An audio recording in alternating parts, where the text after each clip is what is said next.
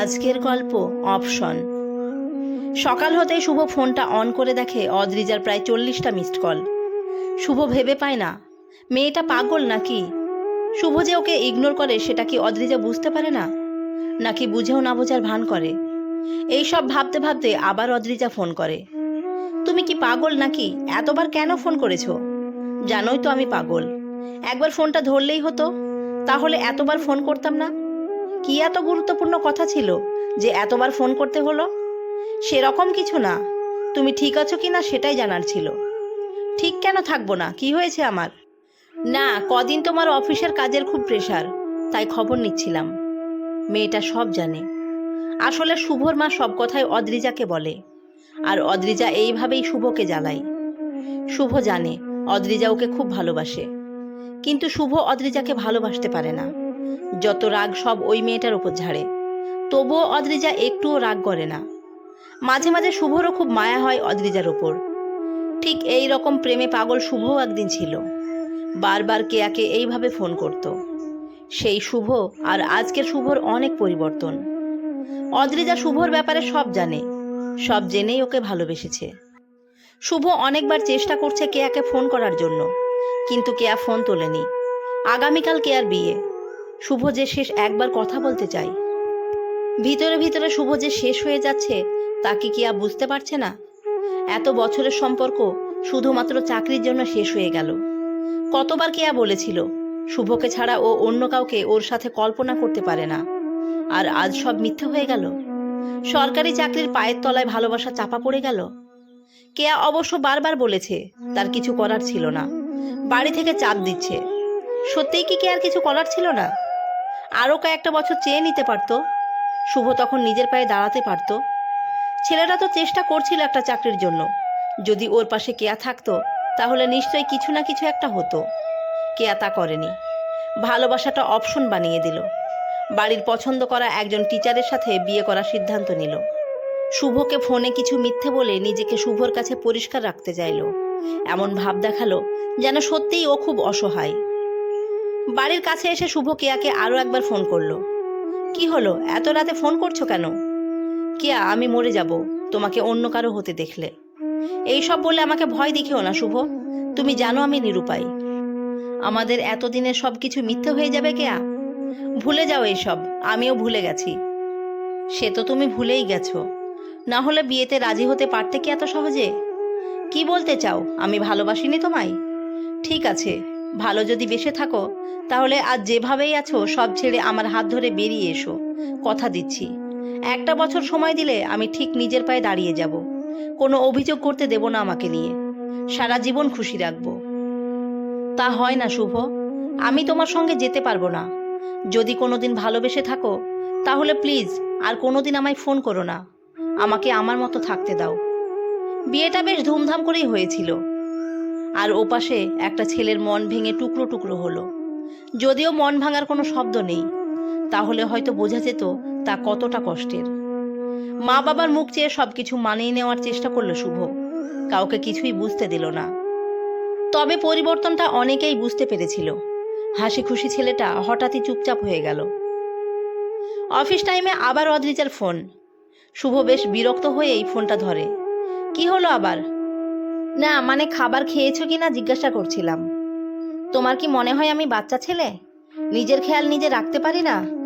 না তা হবে কেন, আমি তো এমনি খবর নিচ্ছিলাম। ঠিক আছে, এখন আর ফোন করব না। অনেক অনেক ধন্যবাদ, আর আমাকে জ্বালিও না দয়া করে। ঠিক আছে, তবে রাতে ফোনটা খোলা রেখো, ফোন করব আমি। শুভ কিছু বলার আগেই ফোনটা কেটে দেয় অদ্রিজা। শুভর রাগী মুখটাতে হাসির রেখা ফুটে ওঠে। মেয়েটার কি মান সম্মান বলে কিছু নেই? এত অপমান করা হয় তবুও কেমন নির্লজ্জের মতো ফোন করে। ভালোবাসাটা হয়তো এই রকমই বেহায়া, শত অপমানের পরেও মাথা তুলে দাঁড়াতে চায়। শুভও তো কতবার এই রকম কেয়ার জন্য করেছে। প্রতিবার ঝগড়া হলে শুভই কেয়ার রাগ ভাঙাতো। দোষ কেয়ার থাকলেও শুভই আগে সরি বলতো।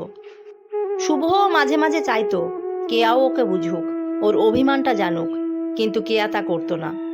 একমাত্র শুভর কাছেই সম্পর্কটা দামি ছিল, তাই ইগোকে সরিয়ে রেখে বারবার কেয়ার কাছে ছুটে গেছে। কেয়ার বিয়ের 2 বছরের মধ্যেই চাকরিটা পেয়ে গেছিল শুভ। চাকরিটা পাবার পর মনটাও একটু ভালো হয়েছে। মা বাবার হাসি মুখটা দেখে অনেকখানি কষ্টটা কমেছে। তবুও নতুন করে আর কাউকে ভালোবাসতে পারেনি। অদ্রিজা মেয়েটা খারাপ নয়, শুভর সাথে সাথে ওর বাড়ির সবার খেয়াল রাখে।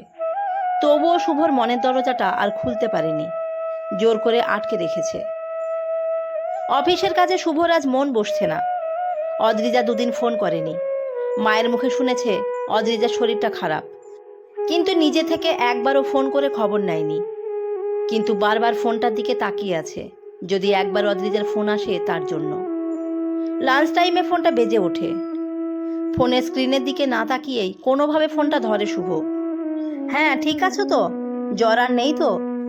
ওই পাশে একটা নিস্তব্ধতা। ফোনটা এবার ভালো করে দেখে শুভ। স্ক্রিনের নাম্বারটা অদ্রিজার নয়, আলাদা একটা নাম্বার।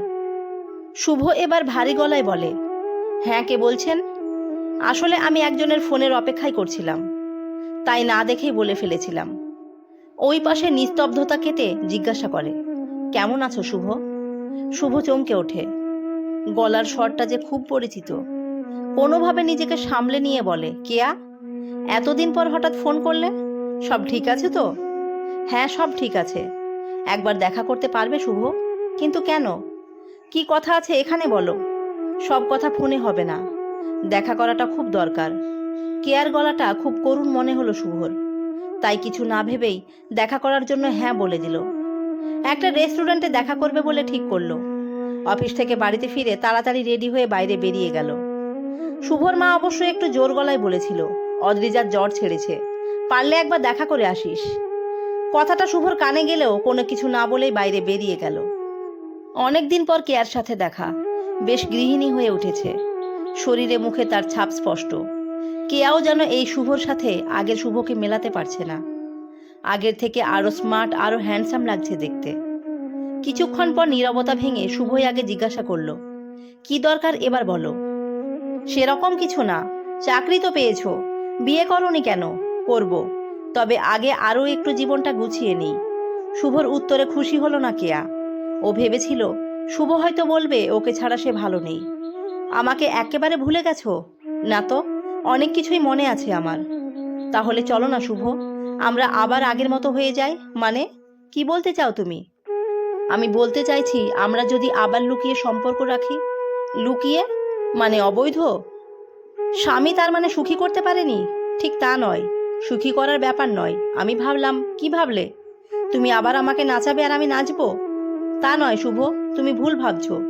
আমি কিচ্ছু ভুল ভাবছি না। তোমার মতো মেয়েরা কোনো কিছুতেই সুখী হয় না।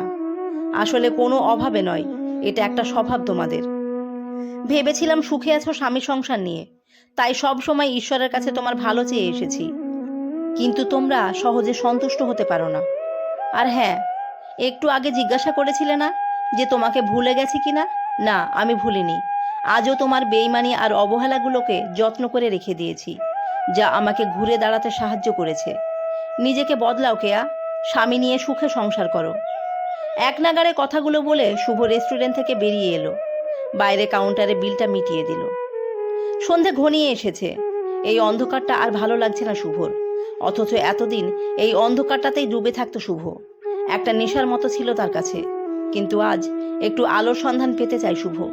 দম বন্ধ হয়ে আসছে তার। নিজের অজান্তেই চোখ দিয়ে নোনতা জলের ধারা বয়ে আসছে, তা এতক্ষণ খেয়ালই করেনি শুভ। আজ অনেক দিন পর সব অপমানের বদলা নিতে পারল শুভ।